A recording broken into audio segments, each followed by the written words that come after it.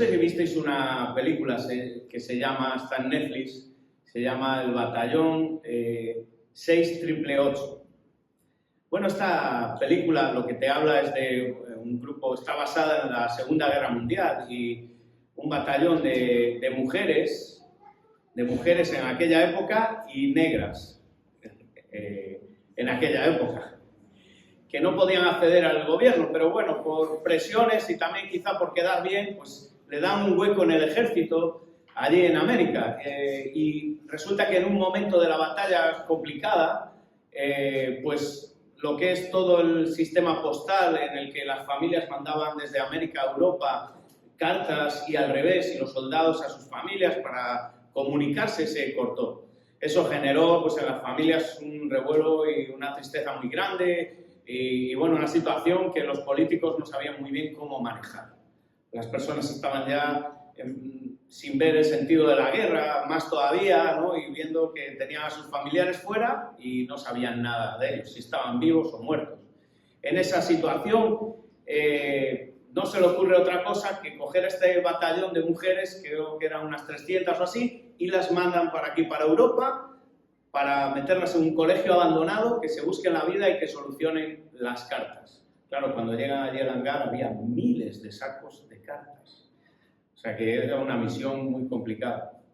Estas mujeres no solo tenían la guerra de fuera, porque había momentos en el que pasaban los aviones y claro, tenían que protegerse y estar atentas a los posibles envites que le podía dar el enemigo, sino que también tenían el enemigo en casa, tenían la guerra porque había cierta parte del ejército que no quería que lo hicieran bien, por ser mujeres y por ser negras. Gracias a Dios, hoy en eso ya se van cambiando muchas cosas, ¿verdad? Y en esa situación, ellas tenían que pelear esa guerra de fuera y una guerra interna. Y me recordó a nosotros, a los creyentes, que en el mundo tenemos guerras por fuera, esas pruebas que hablamos, pero tenemos la guerra dentro de casa, la tenemos dentro de nosotros. Y ese es el matiz que diferencia la prueba de la tentación. La tentación es algo que viene de dentro. La prueba nos hace madurar, no debemos evadirla, tenemos que soportarla. Y eso va a generar un creyente más maduro y nos va a fortalecer nuestra fe. Pero la tentación tiene el origen interno, pero el objetivo de la tentación es que peques. Es que caigas en pecado, es que desobedezcas al Señor y de esa forma ese pecado lo que va a hacer es alejarte del Señor. Lo primero es que vemos en el versículo 12 que nuestro deber es no caer. Lo primero es que el Señor dice, bienaventurado eres si soportas, si superas la tentación. ¿Qué quiere decir esto? Lo primero que se puede soportar, que puedes superar la tentación. Por muy complicado que tú veas la temática que sea, puedes resistirlo. El texto no nos dice, bendito el que nunca es tentado, o bendito el que pasa fácil por las tentaciones. No nos dice eso, sino que nos dice, bienaventurado, y esto varón es hombre y mujer, en el texto, el hombre, ¿vale? En general. O sea, que hombres o mujeres, bienaventurados somos los que soportamos la tentación. Porque cuando haya resistido esa tentación, recibirá la corona de vida. Esa corona de vida, o más bien, es la corona que es la vida, sería. Porque después de pasar la tentación, lo que vas a recibir es una corona de vida. Esto no quiere decir que vayas a ser salvo por lo bien que has pasado la tentación. Eso lo sabemos, la salvación es por gracia, por medio de la fe. No tiene que ver. Esto tiene que ver con la recompensa que Dios va a dar a tu vida. Y esta corona no es solamente, aunque también, esa corona de vida que es la salvación y vida eterna para todos aquellos que le aman, sino que también tiene el objetivo y la consecuencia de decir que cuando soportas la tentación va a venir vida a tu vida, va a haber luz en tu vida cuando soportas la tentación. Esa va a ser una corona inmediata que vas a recibir y lo vamos a ver en el texto. eres soportado, porque al soportar la tentación no vas a caer en pecado, entonces vas a tener luz, vas a tener vida, alegría, gozo, amor, todo eso se va a mantener, toda esa sencillez de lo bueno va a permanecer en tu corazón. Y dice, a los que le aman, fijaros, ha prometido a los que le aman. Es que la tentación, así como en la prueba se prueba nuestra madurez de fe, en la tentación se prueba lo que amamos de verdad. Se prueba realmente nuestro corazón. Se va a probar, y nuestro corazón es engañoso y es pecaminoso, a los que le aman. Porque en la tentación vamos a ver si amamos más al Señor o nos amamos más a nosotros. Y según cómo afrontes la tentación y cómo salgamos de la tentación, pues va a ser como un termómetro que va a medir, ¿no? Cómo está nuestro corazón. Va a examinar nuestro corazón la tentación. Y no solamente, no es escapar de la tentación como por ejemplo un ladrón que viene a robar y de repente pasa la policía y se pone a mirar para el otro lado. No es la idea que tiene el texto, sino la idea es, no lo hago porque amo a Dios. Y no solamente, incluso, fijaros, ni porque sé que al caer en la tentación voy a caer en pecado y sé que ese pecado pues, va a destruir mi matrimonio, va a destruir, que es cierto, pero esa no debe ser la motivación, sino que la motivación, esa es la consecuencia, la motivación debe ser nuestro corazón en la tentación, acercarnos al Señor porque le amamos. Es una cuestión de amor. Fijaros, Romanos 8:18, acompañarme. Pablo lo explica en muchos textos, pero este versículo dice, Romanos 8:18, pues tengo, por cierto, que las aflicciones del tiempo presente no son comparables con la gloria venidera que en nosotros ha de manifestarse. No son comparables. Él pone la mirada en esa corona de vida. Ahora bien, así como que nuestro deber es no caer, en la guerra necesitas detectar quién es el enemigo. Igual que estas mujeres detectaban de dónde venían las bombas y dónde venían los problemas y las dificultades en la guerra, lo primero que nos dice en los versículos del 13 al 15, del versículo 13, nos deja claro la palabra del Señor que Dios no es tu enemigo. Y tú puedes decir, oye, pues esto yo ya me lo he imaginado, pero no. ¿Por qué lo dice? Dice, cuando alguno es tentado, que no diga que viene de parte de Dios. ¿Por qué? Porque alguno lo dice, porque lo pensamos. Igual no nos hemos parado a pensar que pensamos, directa o indirectamente, que es Dios quien nos ha metido en esa tentación, o que es Dios quien nos tienta. Bueno, no sé, supongo que habéis hablado con algunas personas que no creen en Dios y cuando le dices la típica palabra, ¿no? Si Dios existe, ¿por qué existe el mal? Que venga aquí y me arregle la vida. ¿Qué clase de Dios es este, no? Que venga y lo haga, ¿no? Veis la forma, ¿no? De ver. Oye, la culpa es de él, que lo tiene que arreglar, que venga y lo arregle. Yo no tengo responsabilidad. En los devocionales que hacemos los miércoles en el culto de oración, hubo uno de ellos que hablamos del origen, estábamos hablando de los principios, el origen del pecado, Génesis 3, ¿verdad? Y cuando está Adán y dice, a ver, Adán, ¿dónde estás? Y dice, no, es que estoy desnudo. Dice, ¿y eso? Dice, es que la mujer que tú me diste, hacemos muchos chistes de eso, sobre todo los hombres, la mujer que tú me diste me dio de comer y entonces le echo la culpa a ella.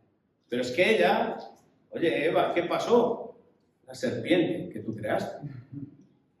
Al final, la libertad que tú nos diste es la culpable. Si no nos hicieras unos robots y no nos hicieras culpables, pero al final estamos diciendo directamente, Dios, tú eres el culpable de que yo pase por tentaciones. Somos expertos en buscar culpables, en buscar excusas, incluso en ver las circunstancias que nos rodean o incluso cosas que nos han pasado en el pasado para echarle la culpa. Cuando el pasado ya ha pasado, el hoy ya no lo podemos cambiar el ahora y tampoco podemos cambiar el futuro.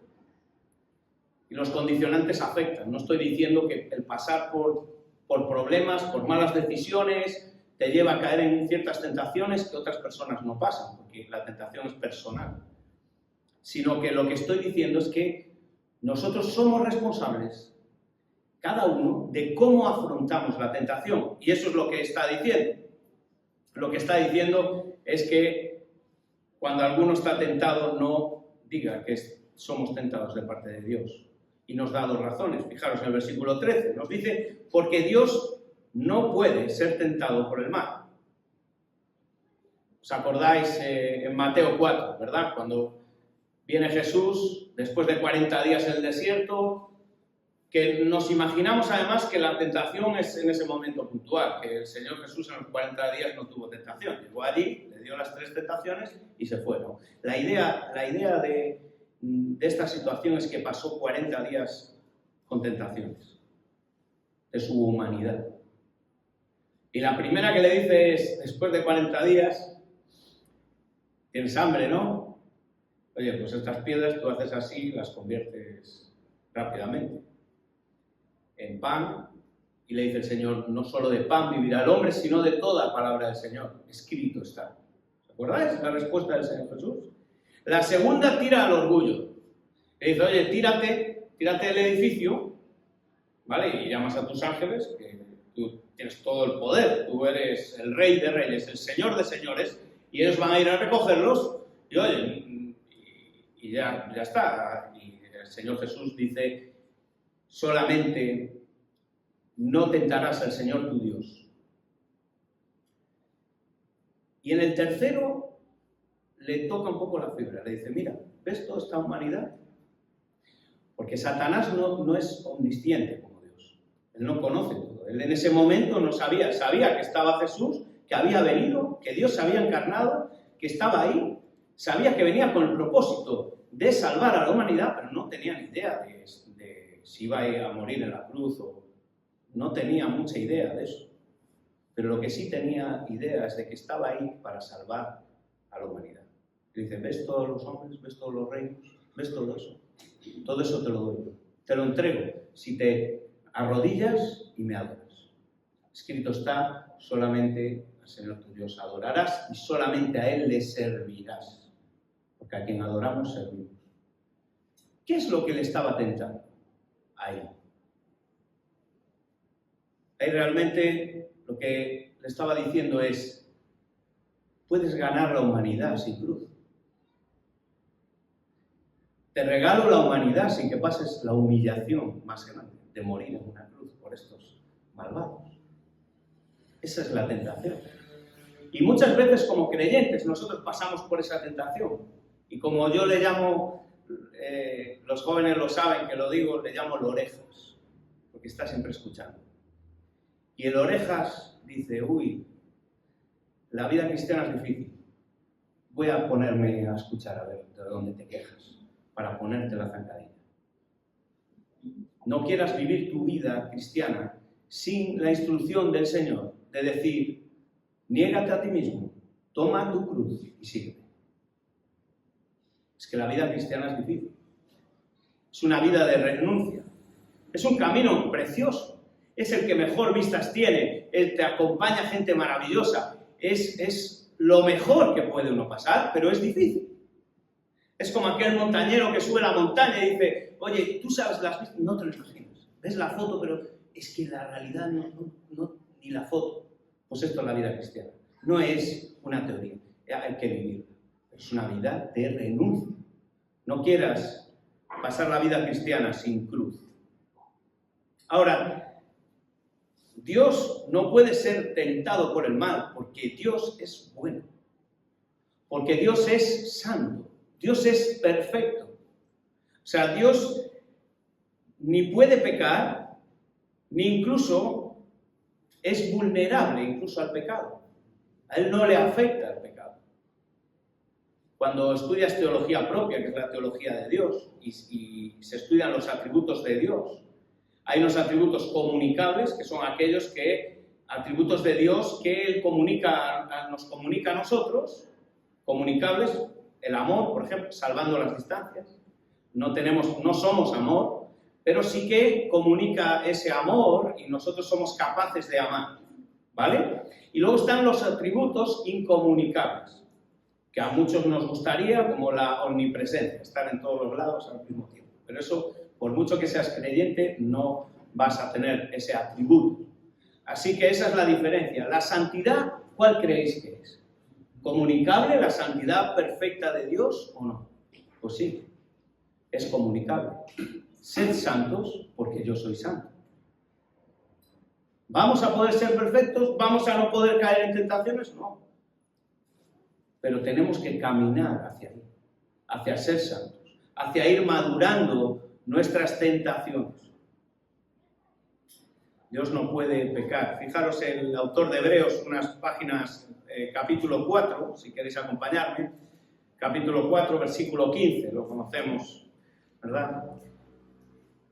Hebreos 4:15 dice, porque no tenemos un sumo sacerdote que no pueda compadecerse de nuestras debilidades, sino uno que fue tentado en todo, según nuestra semejanza, pero sin pecado.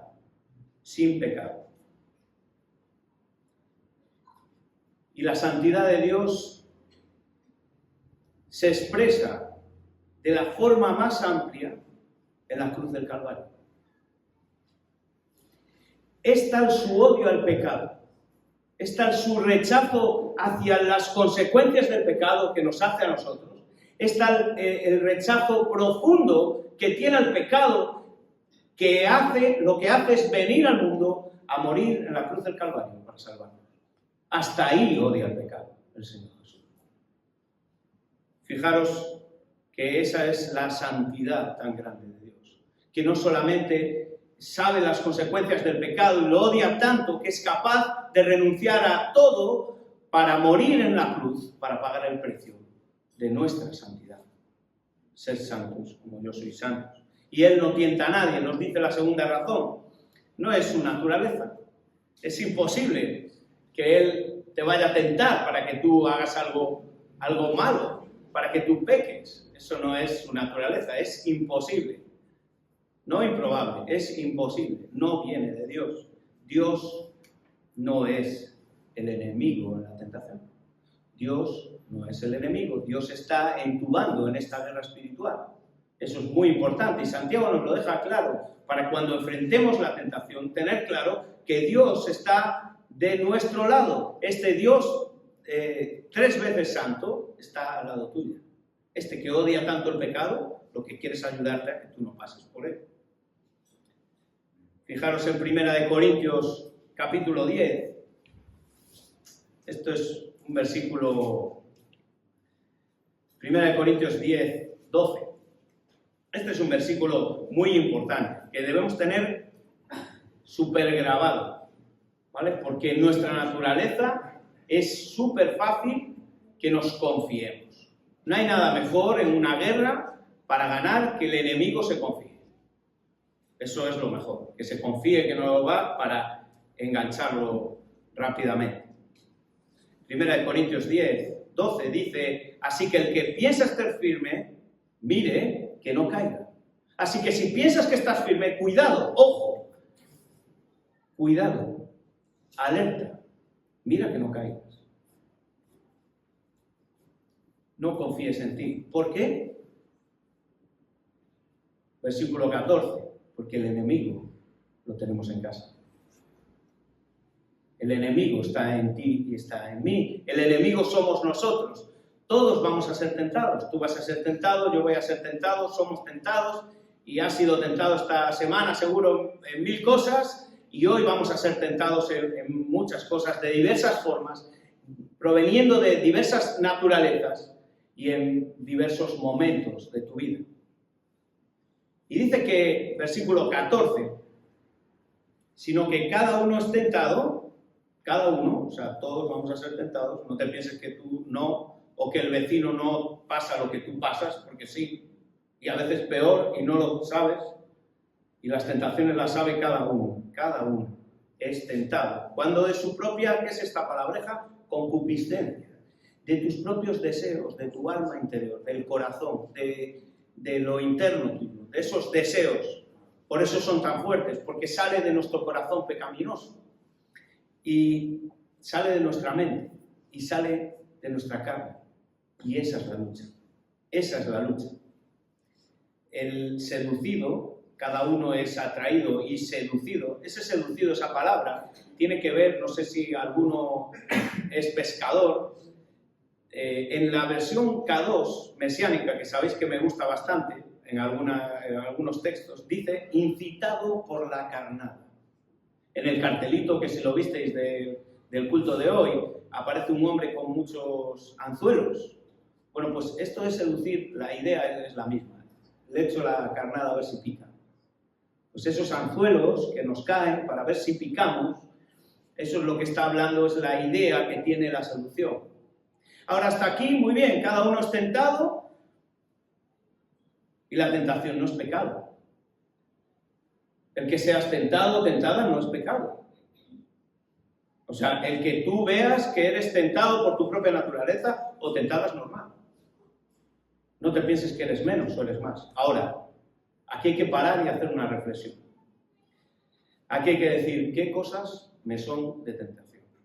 Porque es que la tentación no se puede ir así de cualquier forma. La guerra no puede ir en bañador. Tienes que empezar a pensar de dónde viene. ¿De dónde me viene la tentación? ¿Qué origen tiene? Normalmente siempre pensamos del origen sexual. Pero hay otras muchas cosas que nos tientan y que nos están haciendo caer en pecados que estamos normativizando en nuestra vida. Lo estamos haciendo normal. Son tentaciones repetitivas en las que nos sentimos cómodos y continuamos y continuamos. Entonces aquí lo que la palabra del Señor dice es, párate y reflexiona. ¿Qué cosas son esas? ¿Cuál es tu gusano? No sé si fuisteis a una tienda de pesca, es genial, yo no entiendo nada, pero hay como 500 cebos de colores, no sé qué. Mari me dice, porque Mari sabe de eso. Si digo alguna tontería, luego me corrige. Pero hay un montón de anzuelos de diferentes colores, diferentes tipos. Y lo que para un pez pasa de largo, para el otro lo engancha. Así funciona la tentación. Esta es la idea de la palabra, esta seducir, tiene que ver con picar en el anzuelo, con ese anzuelo. Entonces tenemos que saber cuál es la carnada que nos engancha a nosotros, que nos atrae a nosotros. Eso es lo primero. Conócete a ti mismo. Pero después tenemos que tomar decisiones. Y a veces son decisiones complicadas. Complicadas. Porque estamos hablando de deseos internos. Es un tema delicado, personal. A veces tienes que renunciar a personas, a compañías, a círculos, a lugares y cambiar. Tienes que cambiar hábitos.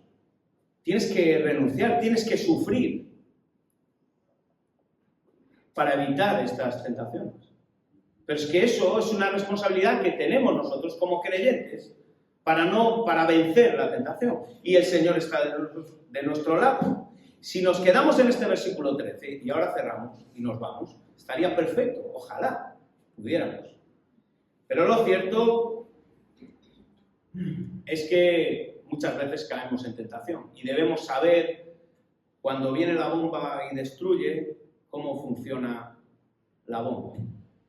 Había un chico que muy listo, muy guapo, que fue escalando socialmente y, bueno, consiguió ser el segundo de su jefe, ¿no?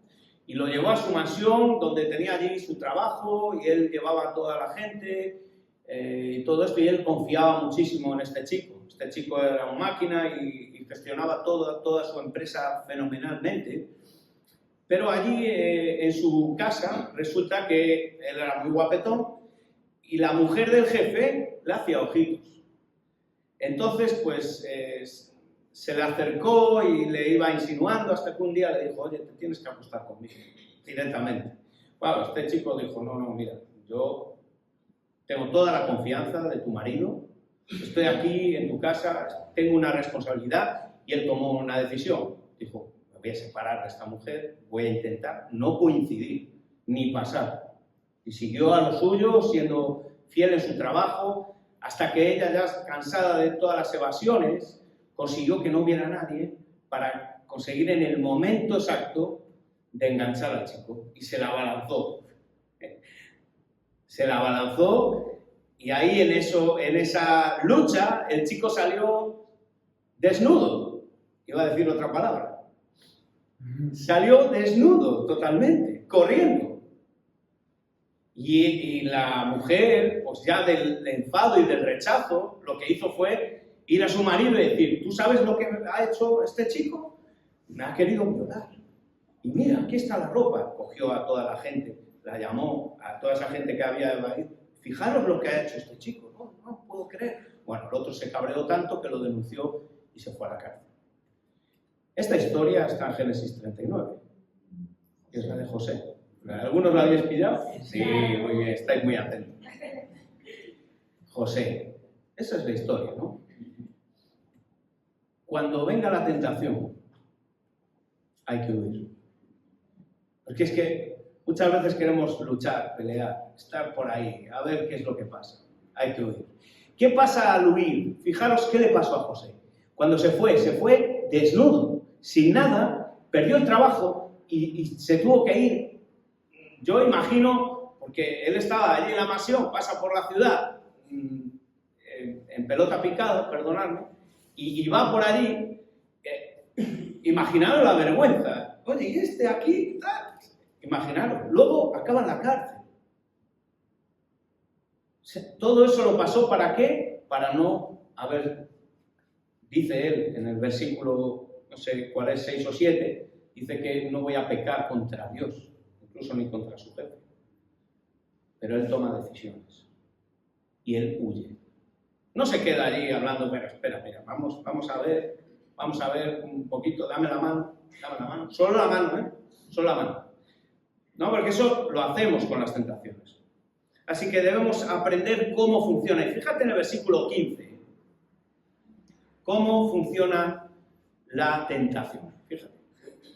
Entonces, la concupiscencia, esa palabreja que son los deseos internos nuestros, después que ha concebido, da luz al pecado, y el pecado la muerte.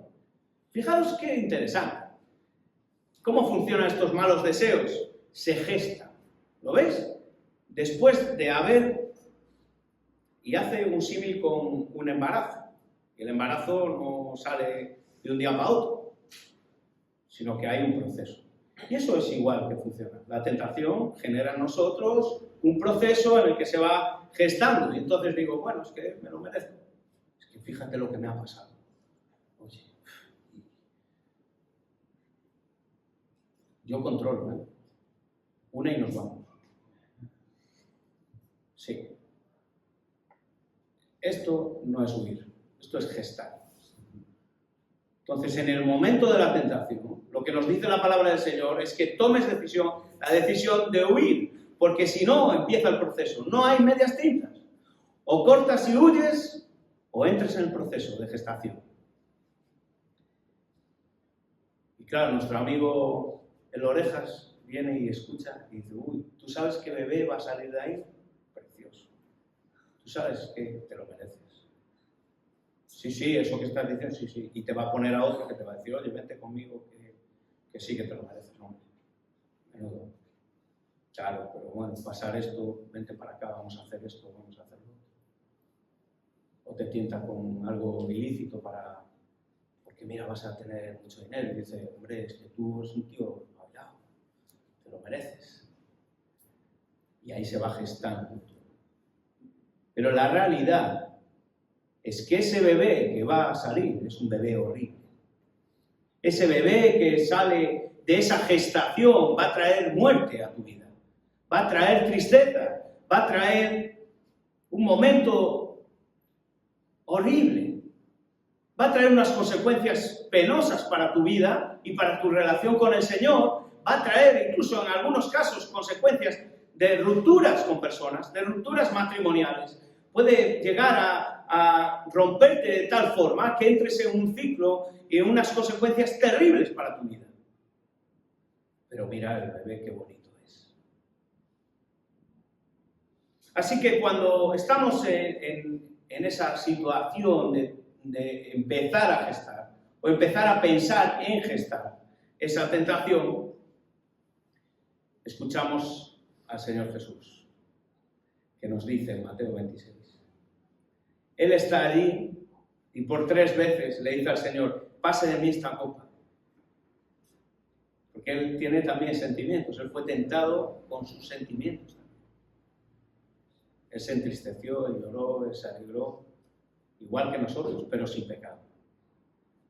Y ahí la segunda vez que lo dice, cuando va, dice, los encuentra dormidos y dice, velad y orad. ¿Para qué? Para que no entréis en tentación. El espíritu está dispuesto, pero la carne es débil. La carne es débil. Y esta es la lucha que tenemos. Así que recuerda las consecuencias de ese bebé horrible que se gesta en la tentación. Recuérdalo. Recuérdalo, porque quizás si recordamos la muerte, lo feo de las consecuencias que la tentación nos puede llegar, nos va a ayudar a huir. Pero hay que tomar decisiones. Quizás necesitas a alguien que te ayude en ciertas circunstancias. Yo tenía un compañero de trabajo, no voy a decir ni nombre ni dónde, que tuve varios trabajos, o sea que no se sabe, con el que iba a desayunar, muy majo, íbamos a desayunar en una cafetería que tenía un buen menú de desayuno y allí íbamos con varios compañeros, pero yo iba con él prácticamente todos los días. Y en esa cafetería tenía una zona de juego con máquinas de estas tragaperras. Y entonces, total, que el cambio, pues yo veía que bueno, a veces le echaba una monedita y eso se fue increciendo. Ya cuando llegaba al bar ya estaba en la máquina. Sí, pídeme lo de otro. Y estaba allí. Yo, gracias a Dios, esa tentación no la tengo. Tengo otras, pero eso no. Entonces yo, claro, yo, ingenuo de mí, yo no sabía absolutamente nada, ¿no? Claro, luego yo me iba después del desayuno, él se quedaba, bueno, pues, os podéis imaginar a dónde iba la historia, ¿no? Y al final, pues, nos enteramos que tenía un problema de juego que le costó el puesto de trabajo y una desgracia para su vida. La gente se reía mucho, a mí me dio muchísima pena, ¿no?, de ver la desgracia en la que había caído, ¿no?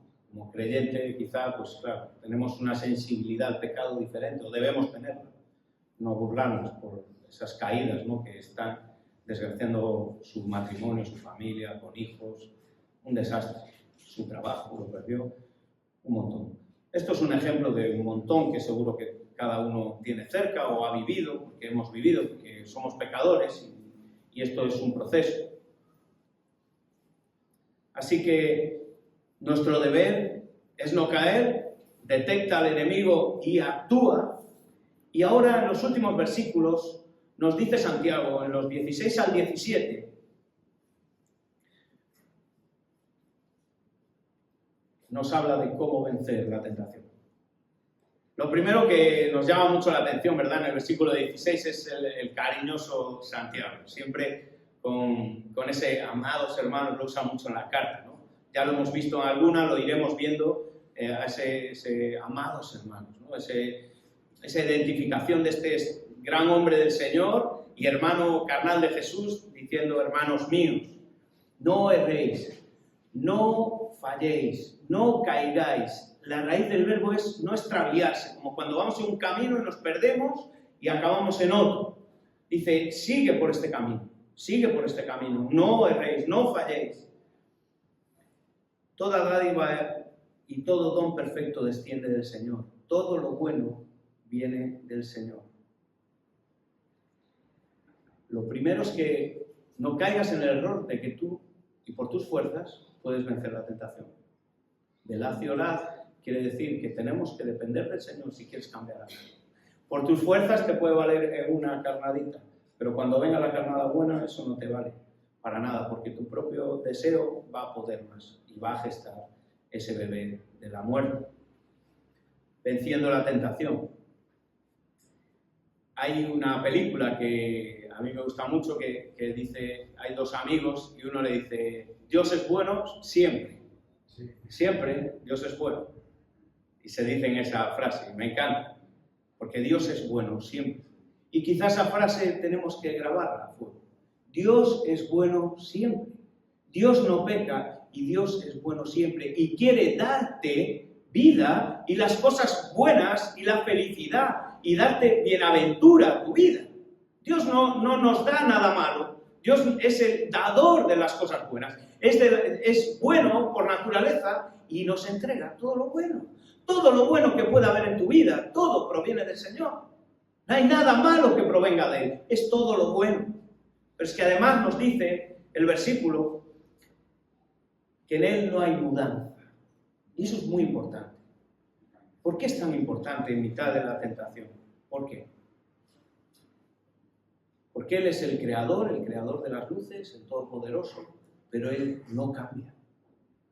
Porque en mitad de las tentaciones las cosas cambian, las personas cambian, pero la tentación es la misma. Pero Dios es el mismo siempre. Él es inmutable. Aparte de impecable, la impecabilidad de Dios, Él es inmutable, Él no cambia. Él es la roca firme, Él es la luz. Por eso dice, no hay sombra de variación, porque la sombra es cuando las cosas se mueven. Pero la luz permanece en el mismo lugar. Es la idea que dice aquí. Hermanos, Dios lo tienes ahí siempre. Es lo que quiere decirnos Santiago. Nos dice, en la tentación lo vas a pasar mal, pero agárrate del Señor porque está a tu lado. Esa es la idea central que nos quiere decir aquí. Y nos lo da por gracia, porque es su carácter así. Es que es un carácter bueno. Es que Dios es bueno y perfecto. Todo lo que quiere entregarte es bueno. No tiene nada que ver con la maldad. Y Dios nos regala la salvación. Porque por gracia sois salvos por medio de la fe. Y esto no es de vosotros, es un regalo del Señor. Y dice, nos hizo nacer por la palabra de verdad. Fijaros la importancia de la palabra del Señor. Fijaros si es importante, que es viva y eficaz. Y el Espíritu Santo la usa para convencerte de pecado.